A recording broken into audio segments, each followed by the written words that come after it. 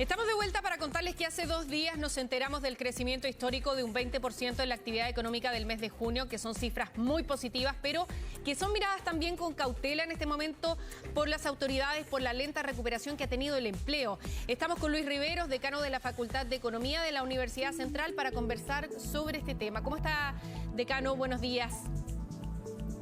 Hola, buenos días, gusto de saludarla.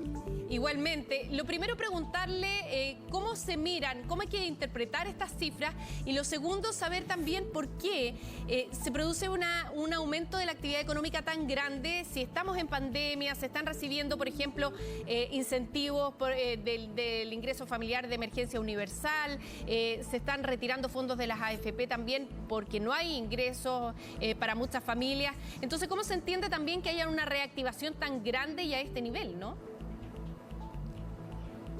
Bueno, yo creo que hay mucho de un efecto rebote. No hay que olvidar de que el año pasado el IMASEC estuvo cayendo sucesivamente en números muy significativos, en mayo, junio, julio, pero en cifras menores, ¿no es cierto?, a lo que hoy día se está viendo como recuperación.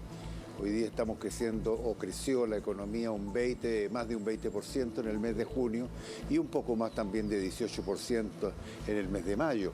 O sea, la economía está recuperando, ¿no es cierto?, capacidad productiva y por lo tanto eso es una buena noticia. Yo creo que aquí hay dos malas noticias, o por lo menos prevenciones que tenemos que tener. Primero, que el empleo no está creciendo proporcionalmente al crecimiento del producto. Lo que es más, ¿no es cierto?, la creación de empleo está relativamente estancada.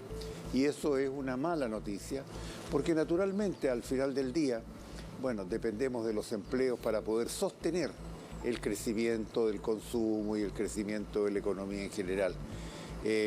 Si uno calcula el desempleo, incluyendo como desempleados a los que se retiran de la fuerza de trabajo porque están un poquito desalentados, vamos a decir, bueno, uno tiene en este minuto tasas de desempleo que están arriba del 20%.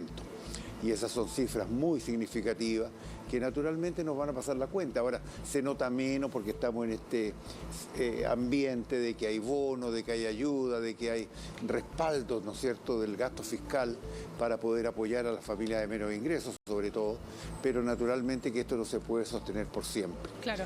Luis. Esa es una, como digo yo, una mala noticia. Claro, Sí.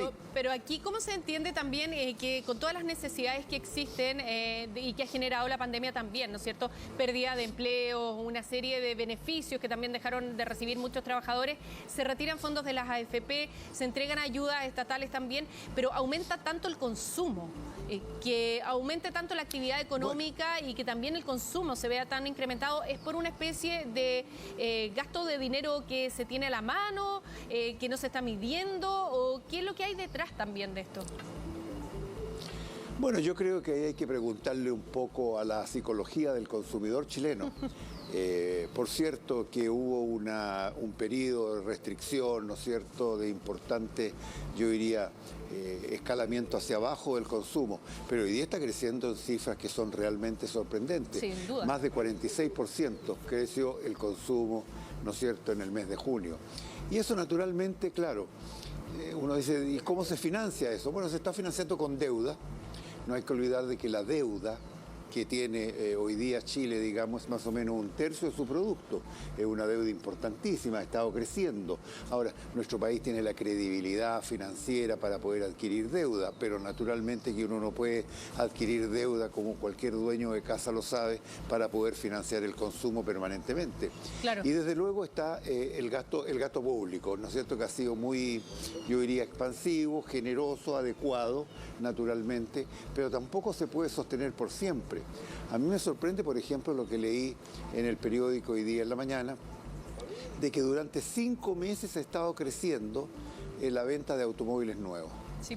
Eso no refleja una economía que está en una situación de apremio, con consumidores que están angustiados, ¿no es cierto?, porque hay necesidades básicas que tienen que cubrir. Entonces, naturalmente que esto refleja de alguna manera expectativa y obviamente, ¿no es cierto?, el acceso a un financiamiento que hoy día ha estado provisto por endeudamiento externo y por gasto público. Luis, dadas las condiciones de estancamiento en la generación de empleo, todos los las variables que estábamos analizando, ¿usted sería partidario de que se extendiera el ingreso familiar de emergencia universal hasta el mes de diciembre, como se está planteando ahora, también para hacer frente al debate legislativo por un cuarto retiro de los fondos de las AFP? Bueno, yo creo que todas estas cosas tienen costo, ¿no? Primero el costo de financiarlo. El cuarto retiro significa nuevamente, ¿no es cierto?, acudir al ahorro privado, al ahorro de las personas para financiar consumo, cualquiera sea el consumo, especialmente el consumo suntuario. Yo siento, digamos, de que todos estos apoyos, ¿no es cierto?, debieran ir decreciendo gradualmente. Hay que volver a la realidad. El próximo año va a ser muy exigente. Perdón, pero este año se estima que volver a la realidad, ¿cuándo? Porque ese es el tema. Si volver a la realidad a partir del próximo año o volver a la realidad en septiembre, como se había planteado al principio, ¿no? Yo creo que hay que empezar a volver a la realidad gradualmente. Yo lo que haría sería un proceso de disminución, ¿no es cierto?, de todos estos apoyos, ¿no es cierto?, del IFE y estas cosas, ¿no es cierto?, entre septiembre y diciembre.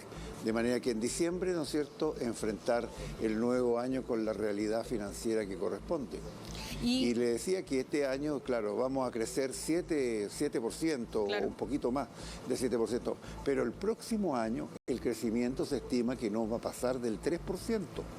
O sea, el próximo año vamos a volver a la realidad. Un cierto apretón.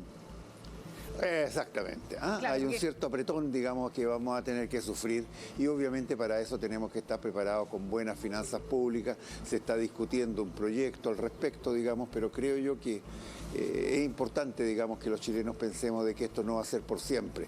La recuperación de hoy día es muy buena, muy significativa, creo que todos tenemos que alegrarnos por eso, pero hay señales de peligro. Uno, este desempleo que continúa ahí un poquito estancado y segundo, ¿no es cierto?, el menor crecimiento que nos espera el próximo año con todos los resultados, digamos, que vamos a ver también en materia de empleo, de consumo y sobre todo de inversión. La inversión es una variable de la cual se habla poco, pero es muy preocupante, porque la inversión es el sustento del crecimiento económico, definitivamente.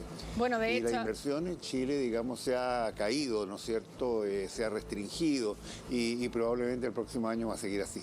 Bueno, de hecho, ayer el ministro de Economía hizo noticia también cuando señaló que lamentaba que la inversión en nuestro país fuera más bien de empresas extranjeras y no tanto de empresas locales, ¿no es cierto?, que son declaraciones que generaron mucha controversia. Ahora, le quería preguntar también por el anuncio que hizo anoche el Ministerio de Hacienda a última hora respecto de la subvención que va a aplicar al MEPCO, ¿no es cierto?, al mecanismo que tenemos para estabilizar el precio de los combustibles en nuestro país. ¿A usted le parece bien esa medida o cree que se podría hacer más? Porque nosotros estábamos recabando hoy día a la mañana opiniones, ¿no es cierto?, de los consumidores, de las personas que trabajan con sus vehículos, por ejemplo, y dicen que es muy marginal este apoyo que va a entregar el gobierno. Pero eso es lo que en realidad se puede financiar.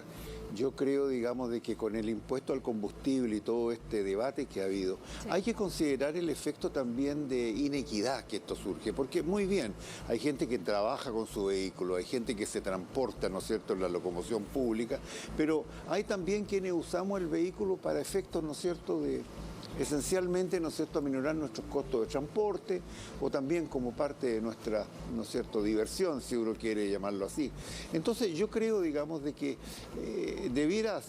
yo estoy de acuerdo con la medida de Hacienda, porque es una medida pausada que recurre a la realidad. La medida populista es terminar con el impuesto al combustible, ¿no es cierto?, y sigamos hacia adelante, pero eso naturalmente tiene más costos que beneficios. Ahora, Luis, en este momento también se ha producido en paralelo, ¿no es cierto?, a todo este escenario económico, una baja en los fondos de los 5 multifondos de administradoras de fondos de pensiones de las AFP. Además, son los fondos donde están poniendo su dinero las personas que están prontas a jubilar y los que ya jubilaron también. Sigue registrándose una caída de los fondos, por ejemplo, ahora el C, el D y el E. ¿Cuál es la recomendación en este momento para alguna persona que todavía tiene margen para poder movilizar sus fondos? ¿Moverlos directamente o esperar y capear la ola? Yo creo que hay que esperar y capear la ola. Esto de seguir, ¿no es cierto?, las fluctuaciones que presenta, que son naturales y normales, ¿no? Porque tiene que ver con la valoración de los recursos, ¿no es cierto?, en que invierten la AFP, y eso va cambiando en el tiempo, naturalmente. Sobre todo en un ambiente de incertidumbre que existe en todo el mundo, no solamente en Chile. Pero yo creo, digamos, de que lo importante ahora es capear el temporal. Porque tampoco son caídas, digamos, monumentales, ¿no es cierto? Que uno diga, bueno, con esto me voy a quedar sin pensión, o algo por el estilo. Yo creo. Y hay un proyecto, además, que entiendo que las AFP estaban hoy día presentando, ¿no es cierto?, para poder aminorar el grado de fluctuación, al menos en el fondo E, ¿no es cierto?, sí, que es el fondo que tiene mayores repercusiones desde el punto de vista distributivo. Bueno, entonces el consejo es a mantenerse donde uno está en este momento y no hacer mayores variaciones, esperar nomás que pueda haber un porcentaje positivo, ¿no? Es lo que yo haría. Yo creo que estar en el lado conservador, digamos, en medio de todas estas fluctuaciones, es mucho más efectivo, ¿no es cierto?, que sumarse a este cambio permanente, ¿no es cierto?, para tratar de capear el temporal. Luis Riveros, decano de la Facultad de Economía de la Universidad Central, le queremos agradecer por esta entrevista, habernos acompañado para analizar el escenario económico. Que tenga buenos días. Igualmente ustedes, que estén muy bien. Un gusto.